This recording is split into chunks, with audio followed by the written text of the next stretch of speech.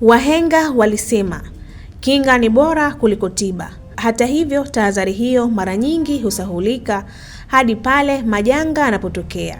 Moto ni miongoni mwa majanga yanayosababisha hasara kubwa ya mali na wakati mwingine kupoteza maisha ya watu, hivyo huacha maumivu makubwa kwa kuathirika na jamii iliyowazunguka. ASAM Online TV imefika katika shehia ya Kijichi Mnarani, ambapo imezungumza na mmiliki wa nyumba Bwana Gulam Haji Juma ambaye amekumbwa na mkasa wa moto ulioteketeza baadhi ya mali zake. Kwa mujibu wa taarifa ya Bwana Gulam, tukio hilo si la kwanza kutokea katika nyumba yake, kwani tangu mwaka 2025 amewahi kukumbwa na matukio ya moto zaidi ya mara 3 yaliyosababisha hasara mbali.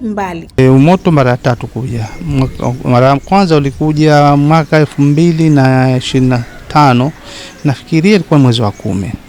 Ilikuwa siku ambayo siku ile ilikuwa kura za maoni za CCM kuwachagua wagombea wa CCM. Tumekaa umekuja katika chumba cha mtoto ambaye ni mwanangu, kikaunguza kila kitu. Juzi tena kwa Jumanne kuamkia Jumatatu kuamkia Jumatano ukaja tena kwenye chumba cha watoto, vile chumba chingine cha watoto kikaunguza, kidogo kimeunguza sio kama safari ya mwanzo. Leo tena Jumatano kuanzia Alhamisi umekuja tena chumba cha mwanzo kilichoungua. Kwa hivyo umeunguza baadhi ya nguo, kitanda, godoro, imeunguza hivyo. Vitu viloungua ni nguo, makabati, vitanda, godoro, mafeni. Wallahi sijajua mpaka sasa kwa sababu hajafanya uchunguzi wa kina, lakini kila mtu anasema vyake. Wengine wanasema bwana fanya fitting upya, wengine wanasema kwamba kifanya mpango na kisomo vile. Kwa hivyo kila mtu anakuwa na mawazo yake kutokana na moto unavokuja na unakuja mara kwa mara. Kunipa msaada ilikuwa ni moyo wa mtu. Siwezi kumwambia kwenda kugonga milango nikamwambia naomba msaada. Huo ni moyo wa mtu tu. Kwanza tu ningeomba serikali ikasimamia mipango miji ya ujenzi wa nyumba, kwa sababu tatizo kubwa linajitokeza kwa nyumba tunapojenga inakuwa fire haifiki.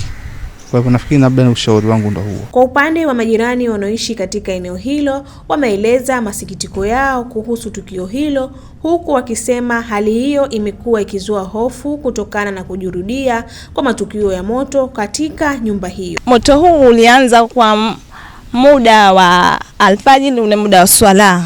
Watu walikuwa wanaenda kuswali.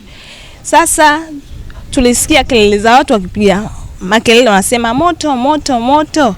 Tukatoka nje, tulipotoka nje tukaona watu wameanza kukusanyika, tukaanza kusogea hapa kuingia ndani, tukakutana na moto mkubwa, moto ambao ulikuwa tayari umeshaanza kusambaa. Tukauliza ilikuwaje? Tukaambiwa kwamba hakuna chochote kilichotokea, lakini tu moto ulitokea wa ghafla, ambapo mvulana alikuwa ametoka katika chumba chake, anatoka chooni ili ajitayarishe kwa ajili ya kwenda msikitini. Alivyotoka sasa anataka kurudi katika chumba chake na kukutana na moto mkubwa kabisa. Tukaanza kusaidiana kuchota maji na kuanza kupiga mayowe kuwaita watu wengine kwanza kutusaidia kwa ajili ya kuzima ule moto. Baada ya muda mfupi kabisa tukapiga simu fire, pia walikusaidia, walipotokea pale ndio kuja kutusaidia kuzima huo moto. Jirani hasa nyumba ya kwanza ya pili ni yangu, na kwanza awe pole sana kwa jambo alilolipata, na hili ajue kwamba Mwenyezi Mungu ndo anoandika mambo kama haya, na analoliandika Mwenyezi Mungu siku zote unalipata. Sasa kwa ufupi nasema hivyo kwa sababu haya mambo yanamtokea mara kwa mara, na sisi kama jirani kwa ukweli tunakuwa tuna hali ngumu kidogo, kwa sababu mwenzetu anapata mitihani ya dunia. Tunaona huruma sana na hatuna vya kufanya. Mimi kwa upande wetu kwanza kutoa shukrani za dhati kwa serikali ya mapinduzi ya Zanzibar. Kwa nini tukasema hiyo? Inaongozwa na Mheshimiwa Rais Hussein Ali Mwinyi. Tunasema hivyo kwa sababu siku zote hizi tunapokuwa tunazungumza tunapiga simu katika fire, idara ya zimamoto, na tunapopiga simu alhamdulillah wanakuwa hawachukui kitambo, wanakuwa washafika. Tatizo kubwa ni kwa upande wetu sisi wenyewe wananchi, tunakuwa miundombinu yetu ya nyumba inakuwa haiko rafiki.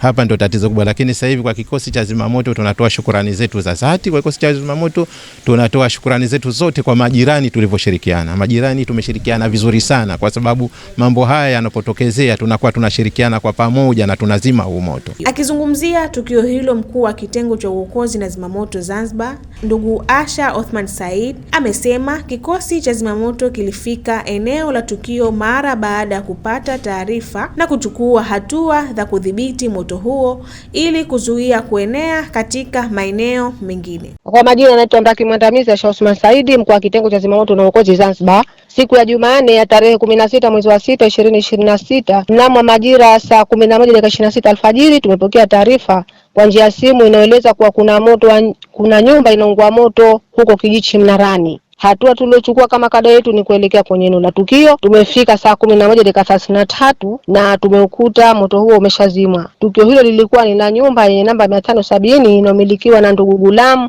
Haji Dimwa, miaka 58, na moto huo unakisiwa kwa umeanza saa 10:32 alfajiri. Nyumba hiyo ina vyumba 4 na inaishi familia moja. Kimeungua chumba kimoja kati ya 4. Hasara ni kuungua chumba kimoja, kitanda, godoro, kabati la milango 2, nguo na vitu vidogo vidogo.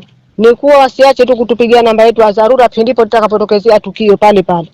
Watupigie namba yetu ya dharura 114 nasi tutafika kwa wakati.